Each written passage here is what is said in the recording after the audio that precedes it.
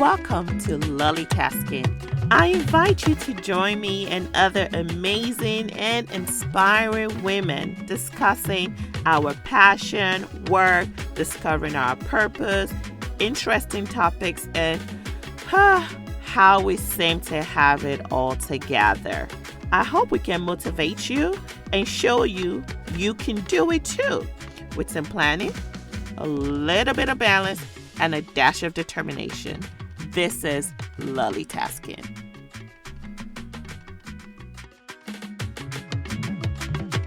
Welcome to another inspiring episode of Loli Tasking. I am your host, Dr. Lola.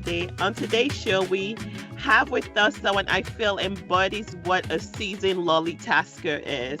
Her name is Pastor Cho.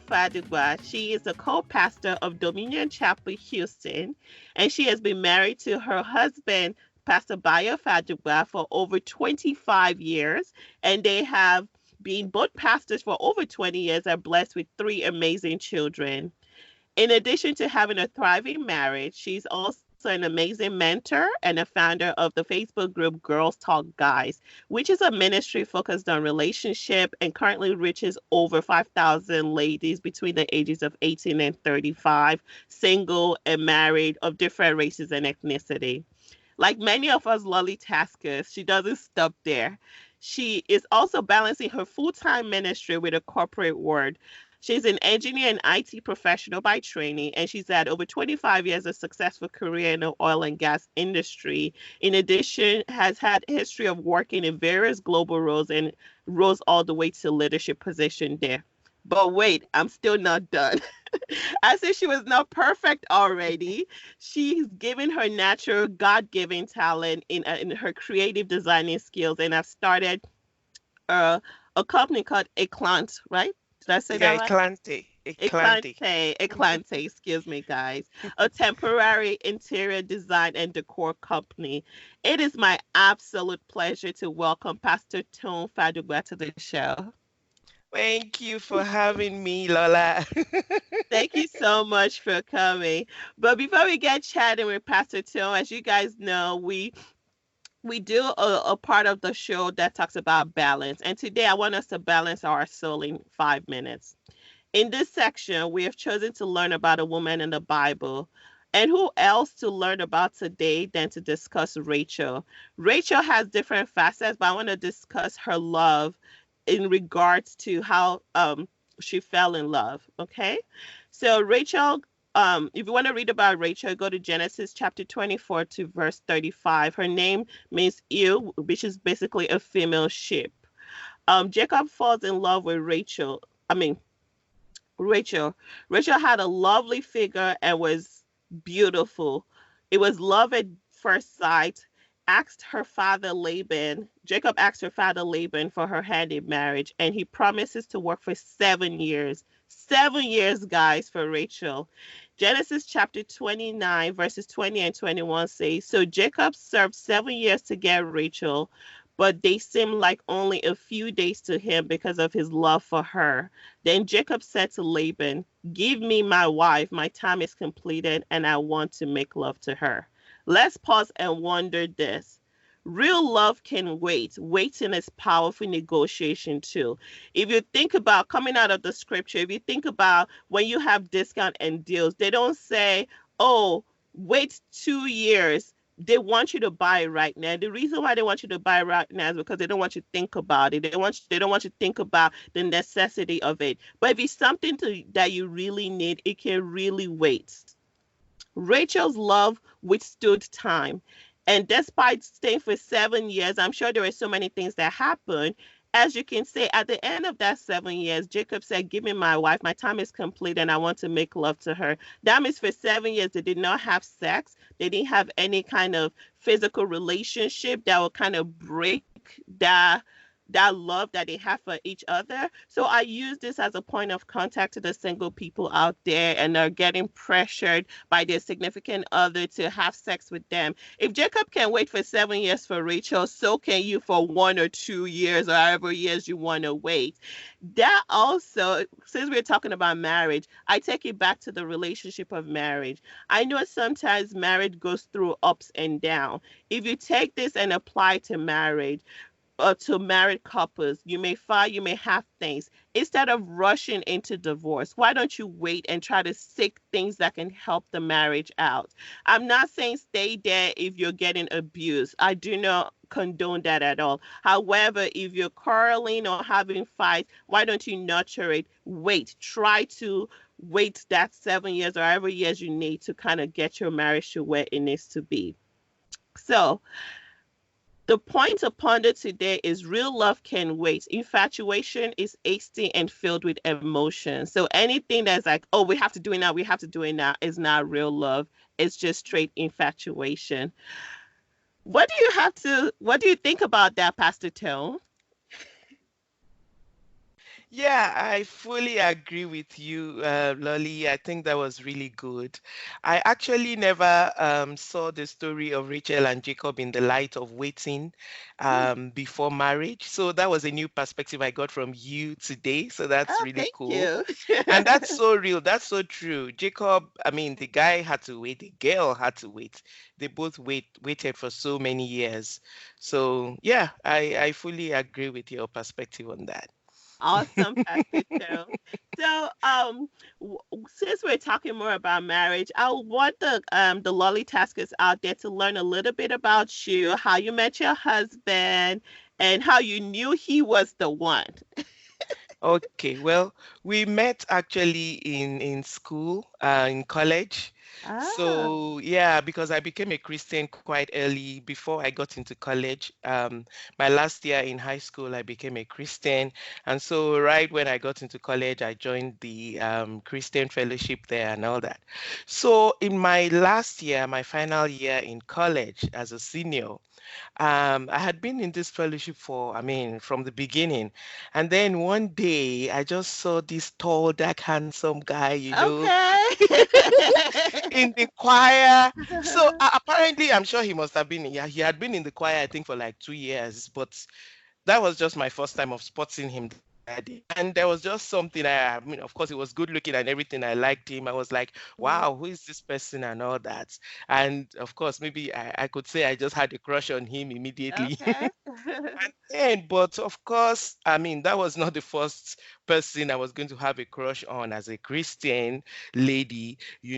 But his will just not go away. I just kept thinking about him. And then there was just something different about him because I didn't just have the crush and discuss with my friend and joke and laugh about it, but I really took it seriously because Mm, he wouldn't just leave my mind. I prayed about it. I really prayed very seriously. I prayed alone. I prayed with my friend and everything. And then after a while, God gave me this scripture in Chronicles that talked about, and then I had peace. I had mm, so much peace in my heart about him.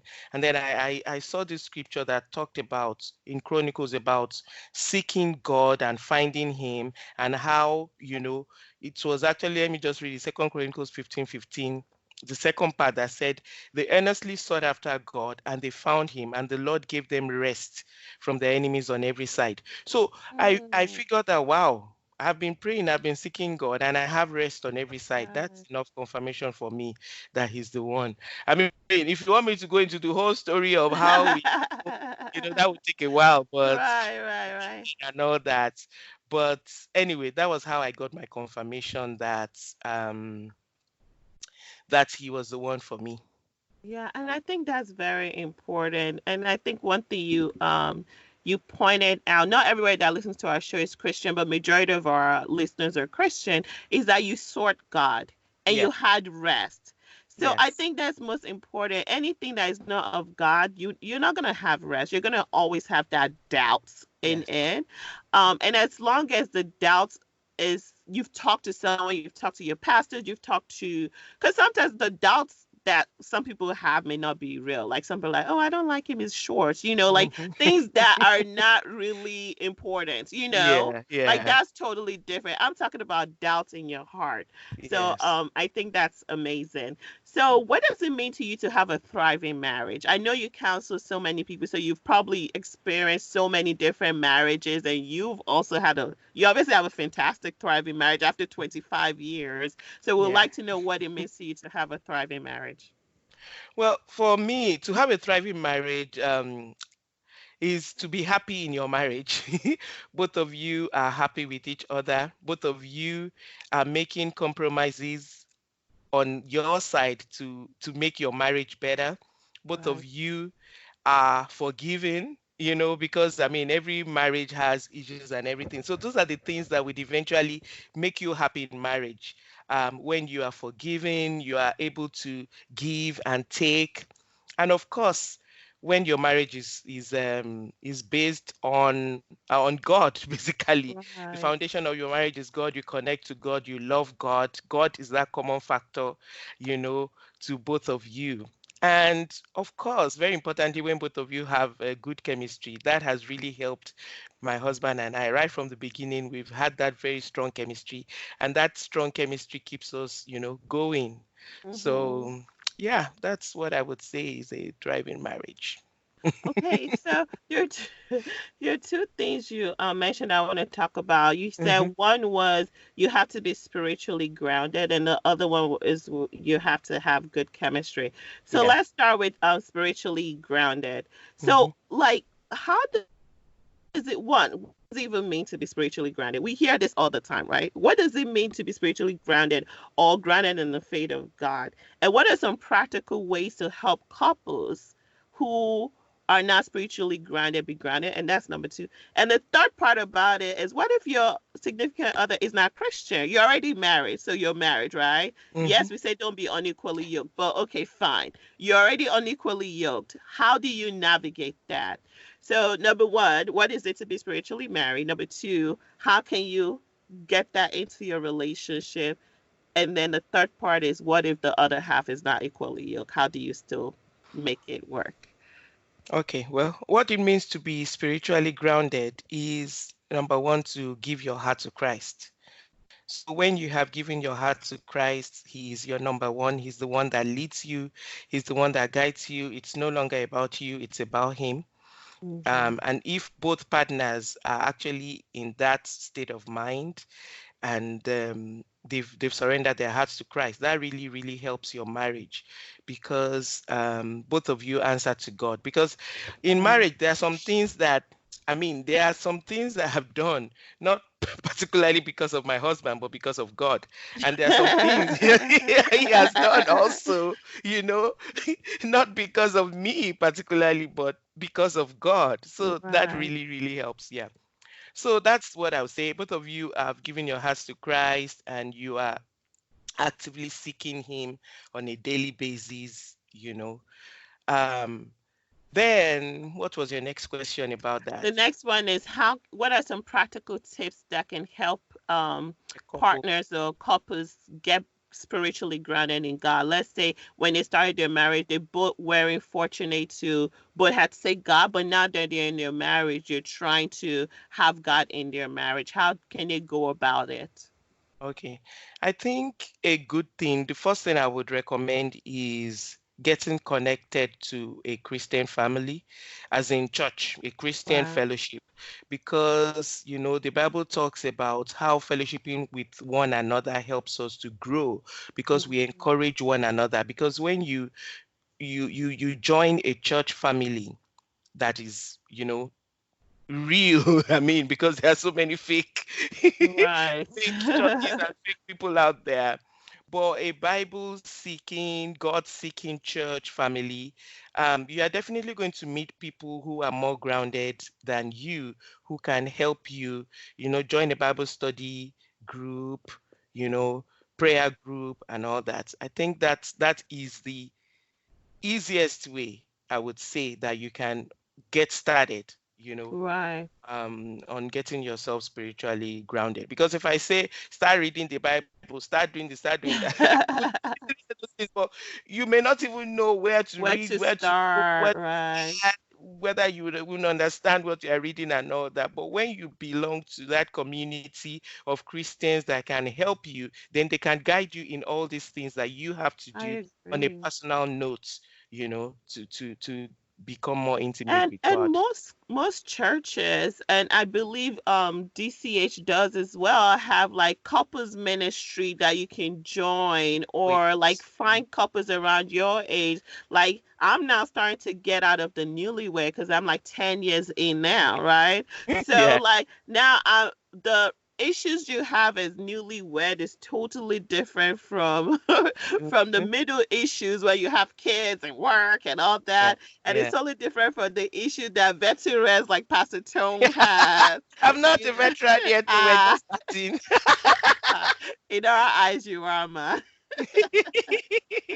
So I totally agree with getting into a church family. What about in a situation where your husband is Muslim or not a Christian? Like, how can you still use some of the principles of the Bible? How can you kind of still somewhat make it spiritually? Obviously, as a Christian, you continue to pray for your husband that Hmm. he gets to God. But Hmm. what are some of the things? Yeah.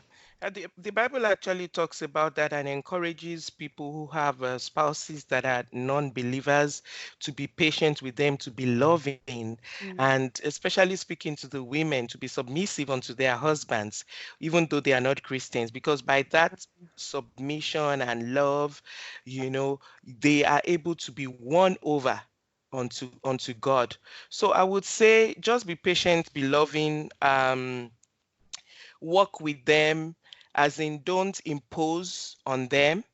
If you right. love them and you don't impose on them, you pray for them. I think they are more likely to allow you, to practice your Christianity, and then they are more likely to be open, Right. to someday along the path when the time is ripe, for you to be able to minister to them or introduce them to somebody who can minister to them, or they may even come with you to church someday. But Right. it's so, so important how you relate to them. You really Mm, have to be loving, kind, non-judgmental. mm, That's so important, non-judgmental, towards them, because it is by that love that they are going to be won over, not by your whatever, because they don't even believe right. what you believe anyway. So why do you Right. think you're quoting Bible or preaching or Nagging and anything or quoting and nagging, yeah. or that's not going to help them in any way. Wow, that is so amazing. I love that perspective. I remember one of my favorite songs or verses like may my life song sing to you, God. So basically like your actions, let Mm. your actions be the Christian. Like when people see me like, Mm. wow, you're so happy. Like people make Yeah. fun of me. I'm always like dancing and laughing around the hospital. And they're like, Yeah. Dr. Lola is always so happy. And I joke and I'm like, it's because I got Jesus, you Oh know? yeah, that's good. And that's my own way of Hmm. preaching, right? Like if you want to be Yes. happy the way I'm happy, then you have to have Jesus. So Yeah. I think in the same way in a relationship, at least the way I'm hearing from you is Hmm. if you want your spouse to become a Christian, you want them to see what you have as something worth having, right? You Exactly. want them to see you as a loving person, as a Hmm. caring person, as a Hmm. wonderful wife, as a submissive wife. So they're Hmm. like, wow, is it this Christianity that's Hmm. making my wife different from all these other women out there? So Yeah. let me look at it. And vice versa. It's not only wife, Oh husbands too, yeah. because there's Both some ways. Hmm. situation, Hmm. and for men too, right? So like it's important for us to continue doing that. Yeah. So after so many 25 years of marriage, you have to have some practical tips. Like, what are some tips besides, yes, God is number one. Without God, I mean, obviously, things that you would, I mean, things that I would not forgive for if it Hmm. wasn't for the Christian Hmm. Lola forgives for it, right? When you're Oh all God. mad and then you go read your devotion and you're like, okay, God, I hear you. Fine. I'll say sorry. You know, like, Yeah.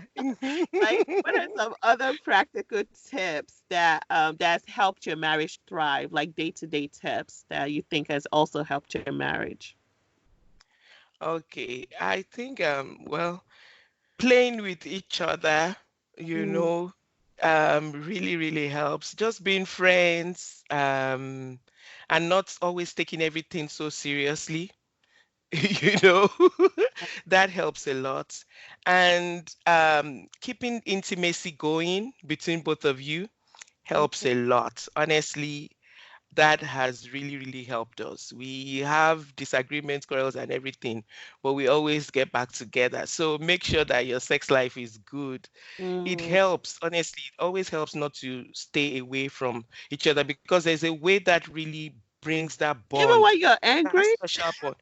Ah, well, when we're angry, sometimes the sex is the one that, when we're angry, sometimes that is what ends the quarrel, sometimes actually. Ah, Open. okay. I'm learning. Yeah, I'm learning. yes, sometimes it's not like all the time. There are Yeah, some of anger course. types and situations that please don't even touch me. Don't think about it. Are you even thinking about it right now? Exactly. But you know what? Men, like, I mean, you're a doctor. You guys Hmm. know how they are wired and they are so different from us.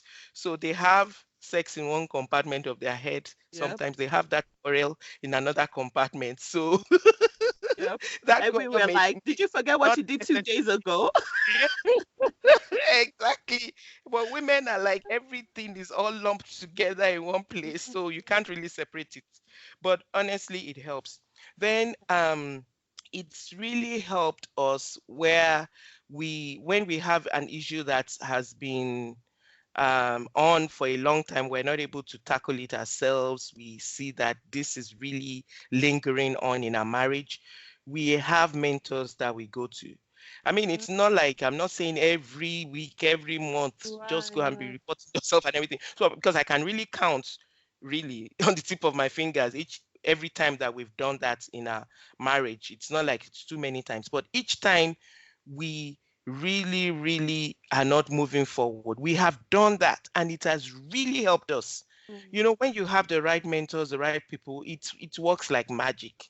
They just get it together, you talk about it, and then they talk to you about it, and Right. you get it resolved. I mean, sometimes before then, um, one of the things that we do before we actually escalate any issue is that, I mean, we've done this a few times and it has helped to where we both talk to each other and we say, okay, see, we want to resolve this issue. We don't want to argue. Each person maybe writes down three things Mhm. that is bothering them or they don't like or whatever. And they are allowed to talk about it without the other person interrupting. Interrupting. Yeah, and the other person is not supposed to give excuses, really. They're just supposed to, because whether you like it or you don't like it, this is the way your partner feels at that moment. Right, So you are first exactly. of all going to take it in and accept it that, okay, well, this is how they feel. And then you have to, now say ways by which you would like to correct that, or you tell them, give me some time and all that, just Mhm. having this conversation with rules, setting rules ahead of time where we just really want to communicate. We want to get to the heart of what is bothering us and we want it resolved. This is not about quarrel. We're not going to quarrel. We're not going to scream. We're not going to shout or anything. We just want to get this resolved. So that also has helped us. But yeah, I mean, just keeping together. We are not each other's enemies even when we Right, quarrel. Always right. remembering that and relating Fighting to each other fair. in a way. Fighting fair. Exactly, exactly. So that's what I would say. So for someone that doesn't have a mentor, like how do you suggest finding a mentor in your marriage? Well, I mean, like our mentor, before we relocated here to the USA, and he's still actually a mentor. He was our pastor, really. Oh, We okay. were pastoring actually in Nigeria before we moved over to the USA, but he was our pastor before we became pastors. Ah, He was the one that actually um set us up to start a church and to start okay. everything. So I mean, he was our mentor, then he's still our mentor, and then along the line we had another. senior pastor who we became close to, who is also our mentor. So I would Yes. say that's maybe from church, or I would say not a relative if possible, Oh no. because Yes. because relatives, they would have their own bias, Mhm. and all that stuff, and that can be introduced into the whole thing. So I would say steer clear of relatives, but um, maybe like church, your marriage pastor, your Pastor. pastor in church. Your pastor Mhm. could also recommend somebody if they don't really have the time, Mhm.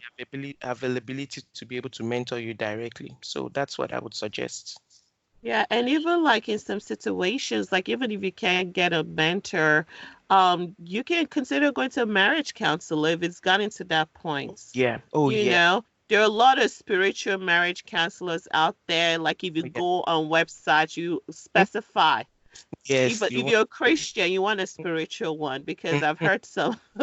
some You types of want counsel. right, exactly. Yeah. For example, one of my friends said she went to, not to put your business out there, I'm not saying who it is. She went to a marriage counselor, and before she when she laid down everything, it was like, "Ah, you Mhm. can't stay with this man. You have to divorce." He's like, that's not why I'm That's here. not why I came I here. did tips to help. So like you have to find a counselor that align with your faith, that aligns with your goals, that aligns or that are married and you appreciate their marriage and you Mhm, want your marriage to have the longevity that their marriage has. So I mhm. think that's important. Yeah, and So talking about that, it's really important because, I've heard some people who believe that, oh, it's a wonderful thing, it's an awesome thing to be able to boast of the fact that we've never had our issue discussed with a third party and all that. And then I tell them, by the time you get into a divorce, it's not only one third party, it is the whole world the whole that world, will yeah. know about your issues. So Hmm. it's not anything to be ashamed of. If you have issues, try and resolve them. If you are unable to resolve them, seek help. Seek help. I totally agree with that, man. And the thing is, I tell people like, um, marriage issues or even issues are like one. I'm gonna use medical and Christian because I'm a physician. It's like Mhm. a wound that you don't take care of. If you don't take care of that wound, it's gonna get Yeah. worse and worse Oh and worse. yeah. So if you Correct. keep keeping it to yourself and not talking Mhm. to it about it, by the time you basically say, "Oh, I want a divorce," the reason why you want a divorce, people be like, "Are you serious?" You know, Mhm. because it's not that one thing that led to the Mhm. divorce. It's multiple of It has unresolved decayed. issues. Exactly. Now you have gangrene, and we're talking about we got to cut off the Mhm. foods. Yeah. So it's very important to Mhm. nip it in the butt if you can. And Yeah. if you can't, seek help. That's Mhm. why sometimes if your kids scratch their legs, you can put a little bandage and it's fine. Mhm. Sometimes if you don't put a bandage, it get infected and now you have to go to the hospital. So it's Yeah. it's that same thought process. So Mhm. besides going to a marriage counselor, what are some things you do in your marriage that kind of help nourish your marriage? Some people say books. I know we talked Mhm. about mentorship a little bit, Mhm. conferences. Yeah, conferences, and then we travel. Like we have time, just two of us go away on vacations without the children, and we've But been doing it for so many years, even when the children were little. Because I know of some young couples I've spoken to, and they've been married for 5 years, 6 years, 7 years. They've never, after their honeymoon, they've never, or maybe after they had started I having hate to kids. assume I'm one of them. Oh, no, no, no, that's not good. Honestly, you have to trust God and Yeah. be able to trust God with your children, because you are not the one really watching over them or keeping them. Just find a trusted family member, or I mean, if you've had a nanny that you trust that has been with you for a while, and a friend that could check up on them, you can Mm. leave them for a weekend and just get away. Thank God we've always had that culture since early in our marriage. So that definitely helps. And also maybe like attending marriage conferences together. Conferences. Um, we haven't really done a lot of that, but we did that I mean, we learned that also from like a mentor. And I mean, they are like older than us, been married for more years than us, more senior than us as pastors, but they attend at least one marriage conference every year up until now. Wow. Yeah, so they actually, I mean, we learned that from them, although we haven't kept to it so much. But it's a good thing. It's a good thing, I would Right. say. Yeah. Yeah. What else? Yeah, and like maybe those kind of retreats where you just get away and Hmm. you maybe when that's when you have some issues that are unresolved and you just want to try and resolve those issues and you just set that time aside. Could be just go away, get away somewhere, you have your rules set, and basically the purpose is to be able to talk really. Right. Want to Right. listen to the other person and hear them out. And the purpose is not to fight about anything, but it's just to get these issues resolved at the end of the day. So, Wow. yeah. Yeah, I'm actually preaching to myself now because that is one thing I know we have not done very well at because we've always lived away from family members, me and my husband and the kids. So it's been really hard. But to Mm. be honest, if we actually plan it, and we actually planned on going for our 10th year anniversary, and then COVID happened. So Oh, don't worry, you'll do it after so COVID. we'll do it. But I think it's very important. And, we invest in our future in education, we invest in our kids, we invest in our personal life. It's also important to invest in our marriage because Yeah, whatever you put in, you get out of it. So yeah. that's something we all should learn from. Hmm. So I know like communication is very important in relationship, and you've mentioned some key stuff that I'm learning from you, like writing Hmm. things down, Hmm. discussing it. Are there other communication rules that you guys have that's helped? Because a lot of issues with marriage, to be fair, is just lack of communication or just not Yeah. understanding each other. Hmm. Well, I think for communication, the most important thing that I have learned along the line, especially for us ladies, is communicating at the right time. Saying the right, Uh, saying, well, there's nothing right or wrong, really. Well, there are some wrong right. things though. You can say the right things in a wrong way, and also you can say the right things at the wrong time, you know. Mm, So, timing of choosing your timing of communication really, really matters. There are some things that you don't have to talk about when at the heat of the moment, but you need to chill and get a better time where your husband is going to be more receptive, where he's more relaxed, where it's likely going to yield the right result rather than anger and a quarrel and all that. So I think that really matters. So yeah. what matters is not just what you say, but when you say it and also how you say it. Mm, yeah.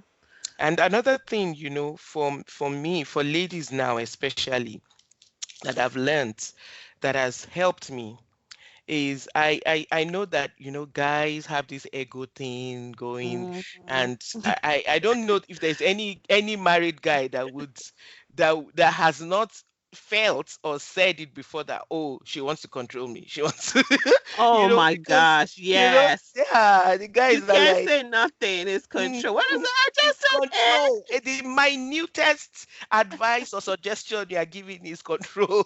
So basically, what I do, I've learned, and it helps, is that because we women, we tend to see a lot of things all the time that maybe guys don't see. But Mm, it's not everything you see that you have to always say. So mm, like they say, pick your battles, pick your suggestions, pick your advice. It's not every single thing you must be. So what I do is that if it's not, if the consequence of me not sharing this thing it's not going to be a major thing, you're then right. maybe I need to keep quiet and just let him be. Let him make Mm, that mistake. It's not going to cost us the world and everything. Because otherwise you just find yourself always in that position where you always have to be saying this, saying that, and it's interpreted as control for the men, mm. and you don't want to have Even though that. that's not what you're trying to do, Even you're though just that's not trying to what you're make trying his to life. You're actually trying to make his life better half the better. time. Yeah, yeah.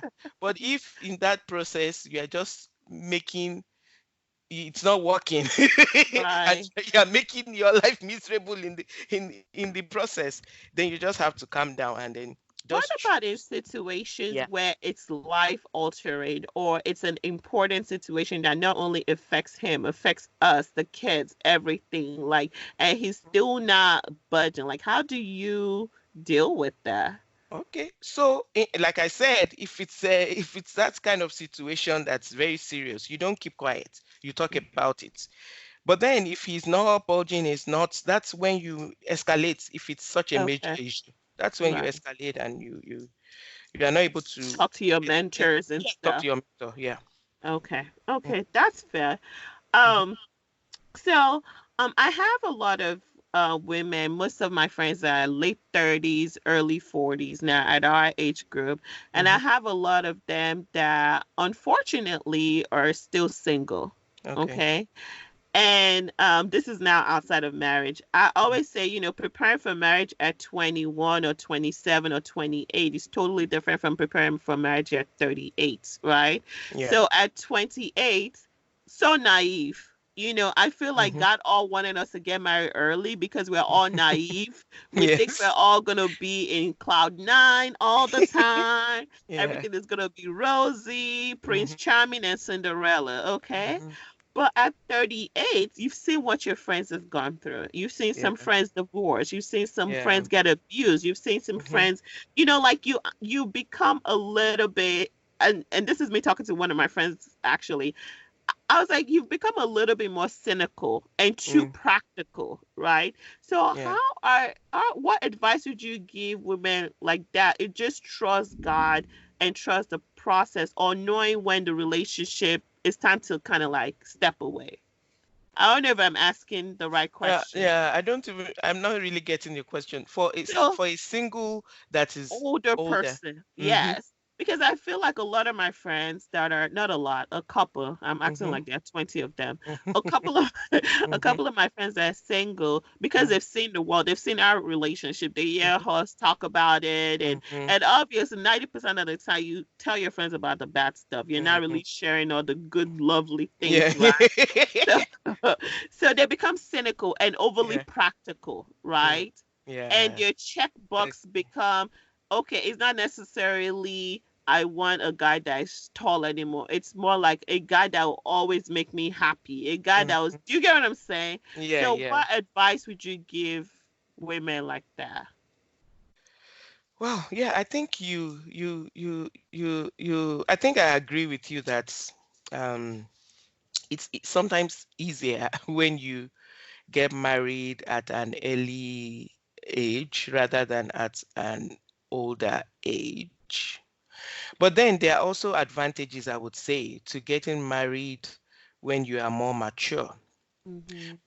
Because when you are more mature, there are certain things that maybe you would do them differently, definitely. There are certain things that you would overlook as a 38-year-old woman Mm-hmm. that maybe a 23-year-old would not overlook.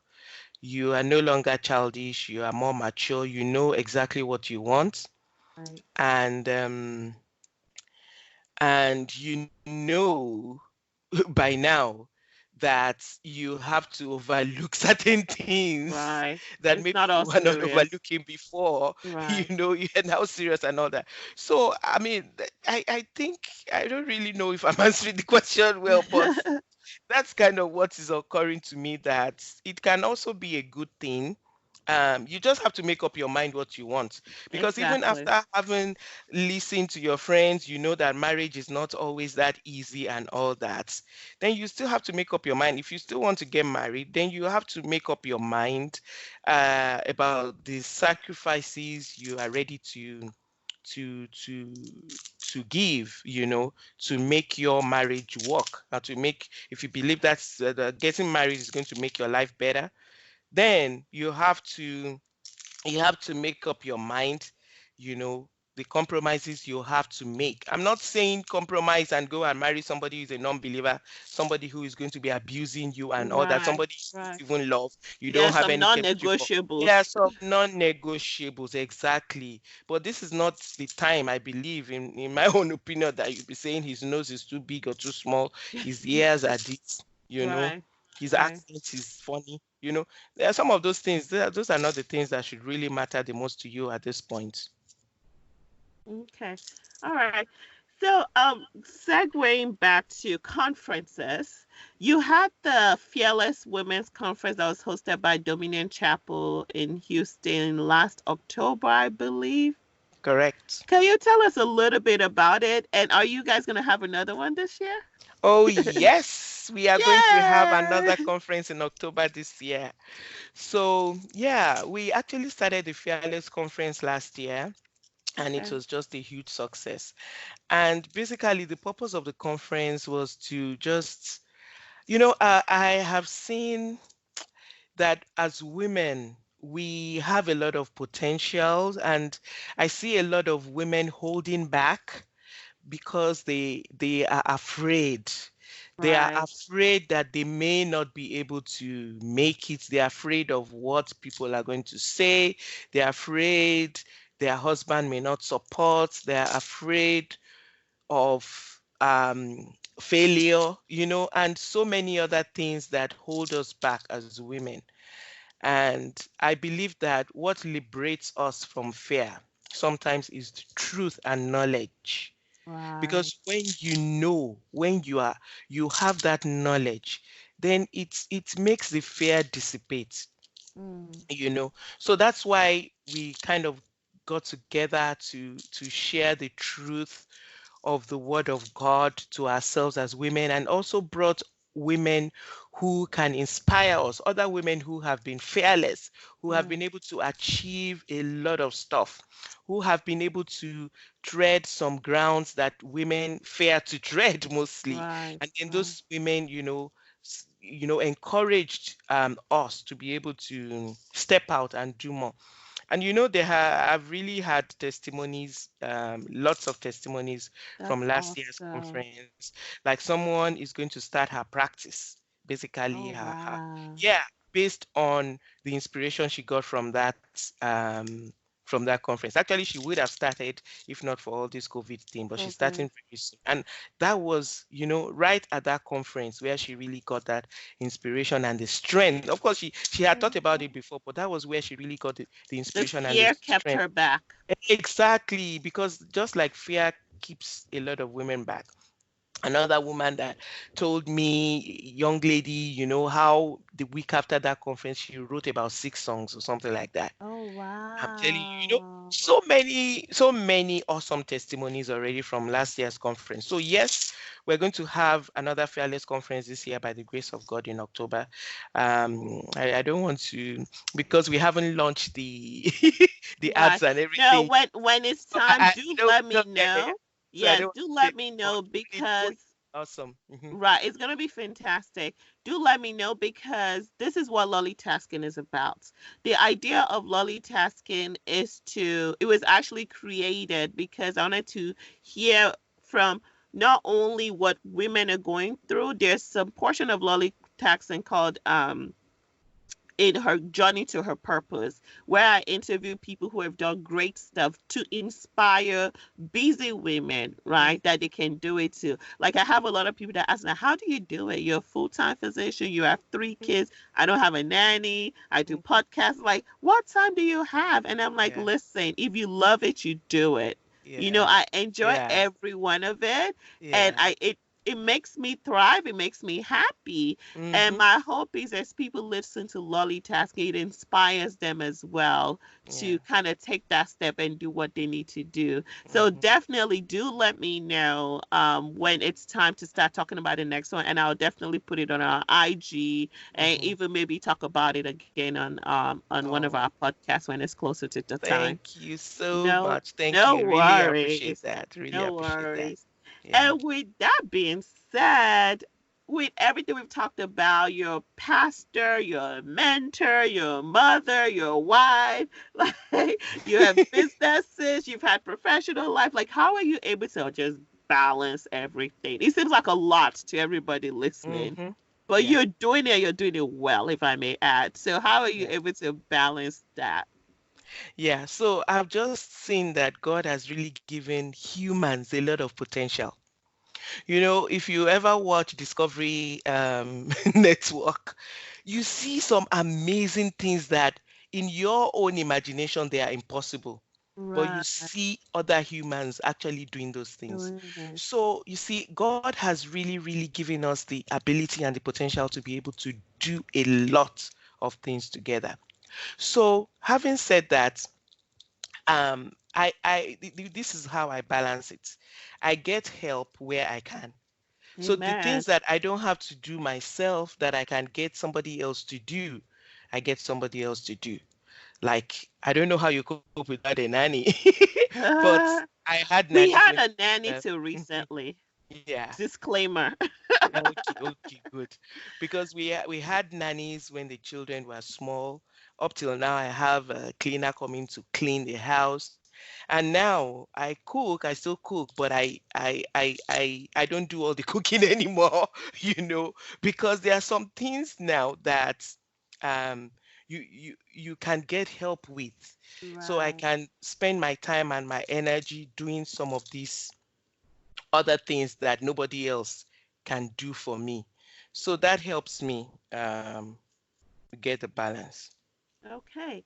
Yeah. So before we go on to like round to the round of questions, just to summarize, it's important in a marriage to get one, have God as the center of the marriage. Hmm. Once but the husband and wife have God at the center of the marriage, it makes things a lot easier because you can report him to God.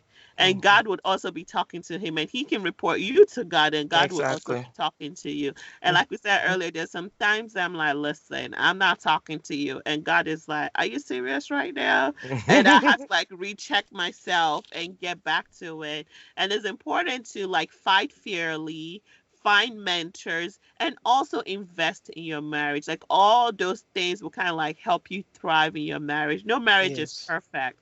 And Yes. just for the people out there, you're seeing your friends with similarly perfect marriage. You don't know what happens behind your door. Never compare your Exactly. marriage to anybody's marriage. Never. Your marriage Never. is your marriage, and you Hmm. need to continue to invest in it. Yeah. So, with that being said, we already kind of talked about what are the things that help you balance. Um, do you have a favorite quote or scripture that you like to share with us? Yeah. So my favorite scripture is in Psalm 139, the whole of Psalm 139 The actually. entire And thing. that's the entire thing. Verse 14 is a verse that says that fearfully and wonderfully made. But Amen. the whole of Psalm 139 just talks about how God, knows everything about me in and out. And there's another scripture I love in that Psalm 139 that says that, even if I want it to be darkness around me, something like that, that God will turn that darkness around to be light, Mm. so that He makes everything work together for my good. He knows me, He loves me. He created me, He knows me, He loves me. He created me well.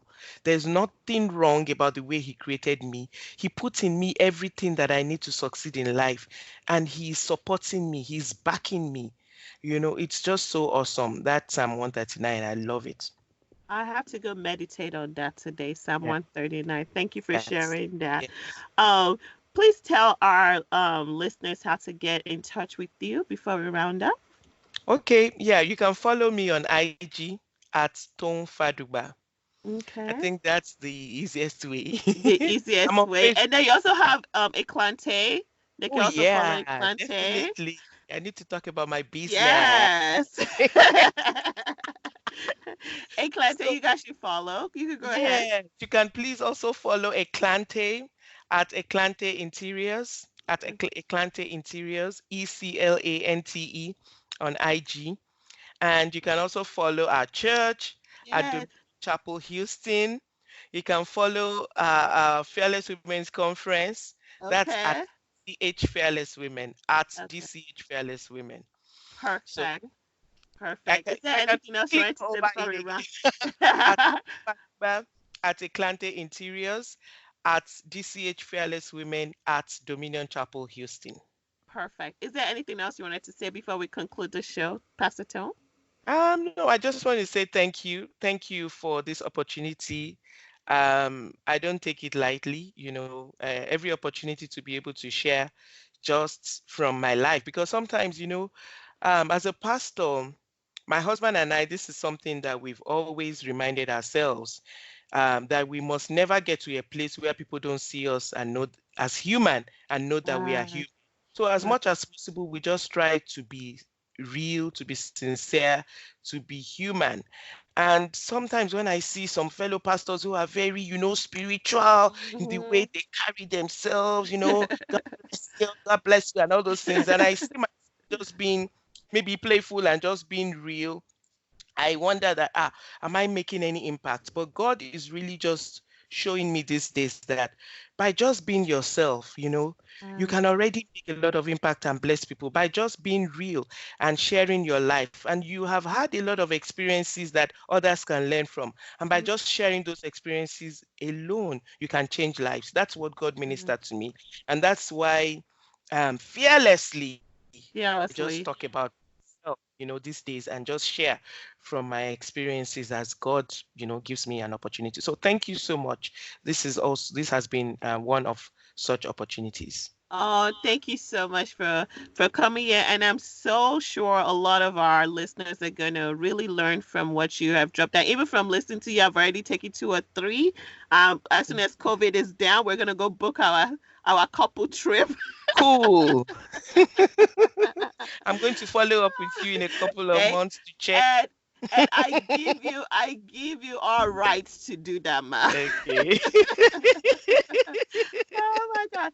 Thank you so much, everybody, for joining us for another inspiring episode of Lolly Tasking. We will have all the information on Pastor Cho and how to contact her on all her different business, church, and personal on our show page down below. And we'll also put it on our website at www.lollytasking.com. Also, don't forget to also follow us at IG at LollieTasker or our Facebook group at Loli Tasking. So till next time, people, remember you can do it too with some planning, a little bit of balance, and a dash of determination. Have a great day, everybody.